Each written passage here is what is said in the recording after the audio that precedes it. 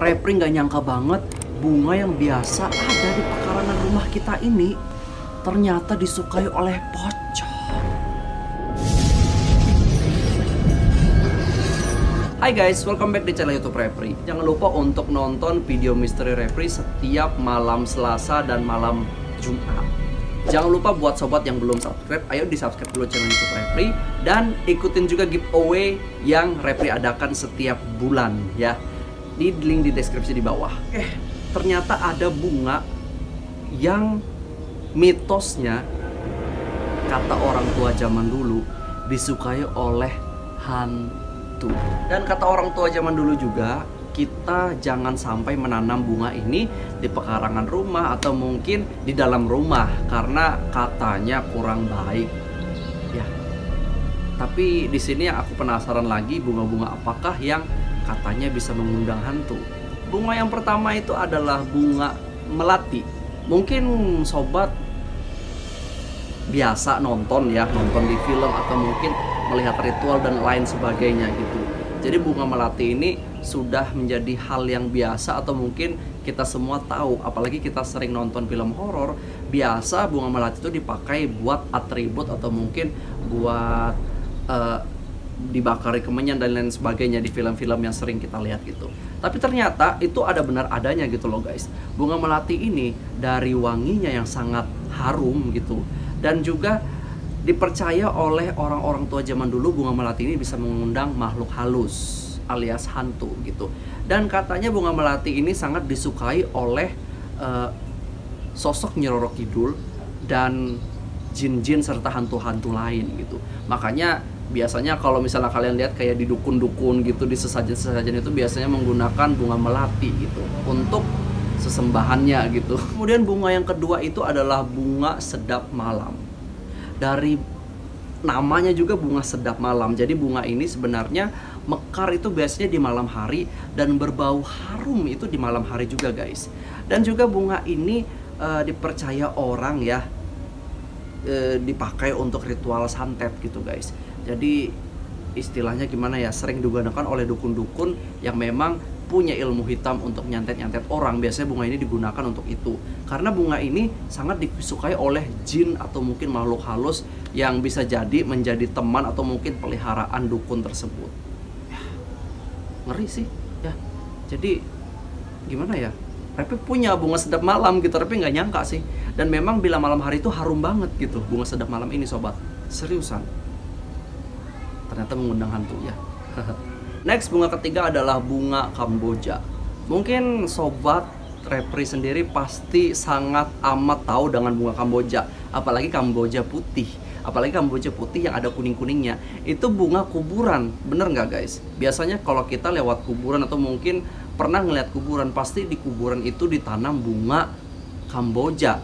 Repri nggak ngerti juga sih sebenarnya apa fungsinya. Cuman katanya, kata mitos oleh orang-orang tua zaman dulu, bunga Kamboja ini merupakan bunga yang disukai oleh makhluk halus gitu. Jadi kata mereka sih ditanam di kuburan itu supaya mungkin ada makhluk-makhluk halus atau mungkin arwah-arwah gentayangan dari kuburan yang ada di area makam itu, mereka itu nggak lari, nggak gentayangan kemana-mana karena ada bunga Kamboja. Jadi mereka itu bakal nimbrung atau mungkin suka di area bunga Kamboja itu. Itu kata orang tua zaman dulu ya, percaya atau enggak. Cuman kalau misalnya kita melihat seperti di ritual-ritual juga, sering banget bunga Kamboja ini dipakai untuk ritual-ritual mistis untuk memanggil jin atau mungkin makhluk halus atau hantu. Kira-kira gimana menurut kalian guys? Kalian percaya atau tidak? Coba kalian komen di bawah. Kemudian bunga yang keempat adalah bunga kantil. Ya, mungkin kalau mendengar kata kantil, kalau dipelesetkan jadi kuntil gitu loh. Jadi ya seperti hampir mirip gitu. Mitosnya bunga kantil ini adalah bunga yang sangat disukai oleh kuntilanak. Jadi ada beberapa orang pernah kayak mitos orang tua zaman dulu berkomentar jika kalian mencium bau bunga kantil tetapi di sekitar kalian itu nggak ada bunga kantil, itu mitosnya ada kuntilanak di sekitar kalian berada. Itu kata mereka ya. Dan di sini katanya bunga kantil ini harum sekali apalagi pada saat malam hari. Jadi sobat, kalau misalnya takut atau gimana gitu ya, percaya atau tidak percaya, kalian misalnya ada bunga kantil di depan rumah kalian ya, baiknya dipindahkan aja gitu, atau mungkin di dalam rumah kalian dipindahkan keluar rumah saja gitu. Karena percaya tidak percaya sih, ini mitos orang tua zaman dulu. Kata mereka ya memang bunga kantil sangat disukai oleh hantu berjenis kuntilanak sobat. Kira-kira kalian percaya nggak dengan mitos ini? Coba kalian komen di bawah. Kemudian bunga mawar merah dan mawar putih. Ini untuk bunga urutan yang kelima. Ya, sedikit percaya, nggak percaya. Repri nggak percaya sih. Awalnya Repri kira ada beberapa artikel yang dulu pernah Repri buat. Bahkan Repri pernah bikin video bahwa bunga mawar, terutama mawar merah, itu paling dibenci oleh hantu. Ternyata di sini ada juga mitos mengungkapkan bahwa bunga mawar putih dan mawar merah itu disukai hantu. Untuk mawar merah sendiri itu sangat disukai oleh hantu berjenis kuntilanak dan sundel bolong karena aromanya yang wangi gitu. Dan untuk bunga mawar putih itu disukai oleh jin-jin atau mungkin makhluk-makhluk halus yang tidak berwujud jelas gitu loh. Jadi kalau menurut kalian gimana nih? Dan juga mungkin misalnya kalian melihat ritual atau mungkin sesajen dan lain sebagainya, biasanya bunga mawar merah atau mawar putih ini biasa digunakan juga loh sobat. Ya percaya nggak percaya sih, cuman Repri sendiri sering juga ngelihat entah itu di film atau mungkin di dokumentasi atau di mana, bunga mawar putih atau mawar merah ini biasa digunakan untuk diletakkan di sesajen atau mungkin dibakar atau gimana gitu. Gimana menurut kalian sobat? Pernah nggak kalian mendengar mitos seperti ini? Coba kalian komen di bawah. Atau mungkin kalian lebih tahu atau mungkin lebih percaya jika bunga mawar merah ini lebih ditakuti hantu. Jadi kira-kira kalian lebih pro kemana nih? Pro bunga mawar ditakuti hantu atau mungkin bunga mawar disukai hantu? Coba kalian komen di bawah. Kemudian bunga yang keenam itu adalah bunga kenanga. Ya, bunga kenanga itu ada loh di sebelah rumah Repri, bunga milik tetangga gitu. Jadi katanya bunga kenanga ini sangat disukai oleh hantu atau makhluk halus berjenis tuyul gitu. Jadi kata orang tua zaman dulu, tuyul itu suka banget sama bunga kenanga. Jadi mereka itu suka banget main di sekitar pohon bunga kenanga atau mungkin memainkan bunga kenanganya sobat. Kok aku jadi merinding ya? Karena bunga itu di dekat rumah Repri beneran. Dan juga di sini sobat, Repri benar-benar nggak nyangka gitu, nggak pernah si Repri pernah mendengar atau mungkin membaca mitos ini, karena Repri ini baru tahu sekarang juga setelah Repri mengumpulkan beberapa materi ini ya sobat. Jadi bunga kenanga yang kita tahu harum dan panjang-panjang dan ada kayak bijinya di tengah itu ternyata disukai sama tuyul ya sobat. Kira-kira sobat percaya apa enggak nih? Coba kalian komen di bawah ya sobat. Dan bunga yang ketujuh adalah bunga kemuning. Di dekat rumah Repri itu ada bunga kemuning loh. Jadi gini loh sobat, kata mitos orang tua zaman dulu, bunga kemuning ini kan wangi banget nih sobat. Dan wanginya itu melebihi dari wangi bunga melati. Jadi ini wangi banget apalagi pada saat malam hari ya sobat. Dan mitosnya bunga kemuning ini dipercaya bisa memanggil pocong sobat. Jadi pocong itu suka banget dengan bunga kemuning ini. Aku nggak nyangka loh bunga kemuning disukai sama pocong gitu loh.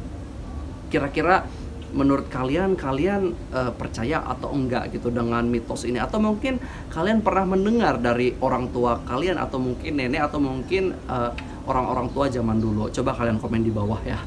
Karena Repri baru tahu loh bunga kemuning ini disukai pocong ya. Kok Repri jadi takut gitu loh, rasanya pengen Repri tebang aja tuh bunga kemuning yang ada di sekitar rumah Repri ini. Dan bunga yang terakhir adalah bunga Edelweiss. Wah, Repri baru tahu beneran bunga Edelweiss bisa memanggil makhluk halus juga. Setahu Repri bunga Edelweiss ini bisa dibilang bunga yang harum dan bunga yang melambangkan cinta. Bunga Edelweiss ini tumbuhnya hanya di daerah pegunungan di dataran tinggi saja. Tidak bisa sembarangan tumbuh ya sobat. Dan juga bunga Edelweiss ini mitosnya konon ya, bunga Edelweiss ini harumnya itu ya, harum dan kesan sucinya itu bunga Edelweiss ini dipercaya oleh orang-orang tua zaman dulu, mitosnya bisa memanggil malaikat gitu dan bisa memanggil jin berjenis Ratu Nyi Roro Kidul atau mungkin Dewi Lanjar. Ya, gitu. Ya. Kalau mendengarnya sih baru kali ini juga Repri mendengar masalah bunga Edelweiss ini. Cuman yang Repri tahu bunga Edelweiss ini melambangkan cinta sejati karena bunganya itu sangat awet dan harumnya juga awet dan wanginya pun sangat nikmat banget gitu loh. Ya percaya nggak percaya sih, bunga Edelweiss bisa memanggil makhluk suci seperti malaikat atau mungkin memanggil Nyi Roro Kidul dan semacamnya gitu. Gimana menurut kalian? Coba kalian komen di bawah. Ya, jadi ini ada 8 bunga yang Repri rangkum kata orang tua zaman dulu alias mitosnya seperti itu. Kira-kira kalau misalnya kalian nih punya bunga yang Repri sebutkan tadi ada di dalam rumah kalian atau mungkin di halaman atau di mana, apa yang bakal kalian lakukan dengan bunga tersebut? Atau mungkin kalian coba komen di bawah, kira-kira di dekat rumah kalian itu ada bunga apa gitu. Ya, coba kalian komen di bawah. Cukup sampai di sini aja video dari Repri. Thank you for watching.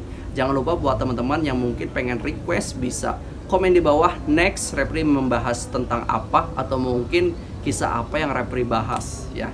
Sampai jumpa di video berikutnya dan jangan lupa untuk sobat yang belum subscribe channel YouTube Repri dan kemudian ikutin giveaway Repri di bawah dan belanja apapun kebutuhan sobat di link di deskripsi di bawah video Repri ini.